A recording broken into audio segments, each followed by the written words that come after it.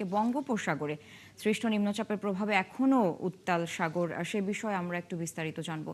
জানাতে আমাদের সাথে যুক্ত হচ্ছেন বরগুনা থেকে সহকর্মী সাগর আকন। সাগর, সমুদ্র বন্দরের আশপাশের পরিস্থিতি এই মুহূর্তে কেমন দেখছেন এবং এই দুর্যোগ মোকাবেলায় এখন পর্যন্ত কি কি ব্যবস্থা নেওয়া হলো?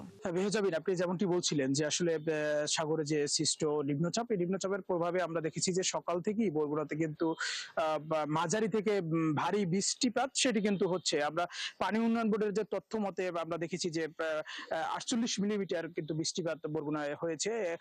একটু আগেও কিন্তু প্রচন্ড পরিমাণে বৃষ্টি হয়েছে বরগুনায়। এখন গুঁড়া গুঁড়া বৃষ্টি হচ্ছে এবং আপনি যেমনটি বলছিলেন যে আসলে এই যে নিম্নচাপের এর যে ক্ষয়ক্ষতি, যদি এরকম কোনো জলোচ্ছ্বাস বা কিছু যদি হয়, সেক্ষেত্রে কিন্তু যে পানি উন্নয়ন বোর্ডের তরফ থেকে আমাদেরকে যেটি জানিয়েছেন যে আসলে বরগুনায় 805 কিলোমিটার বেড়িবাঁধ রয়েছে। এই বেড়িবাঁধে কিন্তু এর মধ্যে কয়েকটি পয়েন্ট কিন্তু ঝুঁকিপূর্ণ রয়েছে।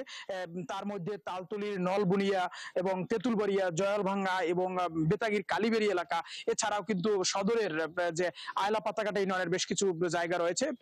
পানি উন্নয়ন বোর্ড থেকে আমাদেরকে যেটি জানিয়েছে, বলেছে যে তাদের এমার্জেন্সি যে জিও ব্যাগ সেটি তাদের প্রস্তুত রয়েছে।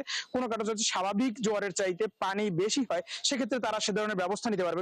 আরেকটি বিষয় আপনাকে জানিয়ে রাখি, সেটি হচ্ছে যেহেতু বরগুনার একটি বৃহৎ অংশ কিন্তু মৎস্য পেশায় জড়িত, সেক্ষেত্রে কিন্তু যে সমুদ্রগামী যারা ট্রলার রয়েছে, আমরা সকাল থেকেই দেখেছি যে পাথরঘাটার যে বিএফডিসি ঘাট এবং তালতলির ফকিরহাট যে ঘাট রয়েছে, সেখানে কিন্তু শত শত ট্রলার কিন্তু তারা নিরাপদে আশ্রয় নিয়েছে এবং তারা কিন্তু যতক্ষণ পর্যন্ত আবহাওয়া স্বাভাবিক না হচ্ছে ততক্ষণ পর্যন্ত তারা যাবে না বলে আমাদেরকে জানিয়েছেন। এবং ট্রলার মালিক সমিতি যেটা আমাদের জানিয়েছে যে যারা সমুদ্রে রয়েছে তাদেরকেও কাছাকাছি থেকে তাদের মাছ শিকার করার জন্য পরামর্শ দেওয়া হয়েছে, যাতে গভীর সমুদ্রে তারা না যায় এবং এবং বলেছে যে তাদেরকে নিরাপদে থাকার জন্য তাদেরকে অনুরোধ করছে। এবং প্রশাসনের তরফ থেকে যেটি বলা হয়েছে যে আসলে যদি কোনো জলোচ্ছ্বাস বা কোনো দুর্যোগের সম্মুখীন হয় এই নিম্নচাপের পরে, সেক্ষেত্রে তাদের যে সার্বিক যে প্রস্তুতি সেটি তাদের তরফ থেকে রয়েছে। এবং আরেকটি বিষয় আপনাকে জানিয়ে রাখি যে বরগুনা, আমি এই মুহূর্তে রয়েছি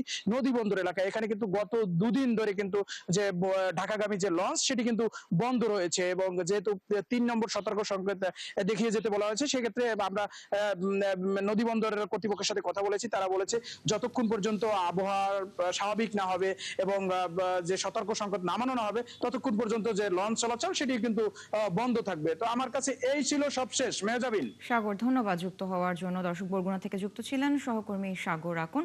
বঙ্গোপসাগরে মৌসুমী নিম্নচাপের সর্বশেষ তথ্য তিনি আমাদের জানাচ্ছিলেন।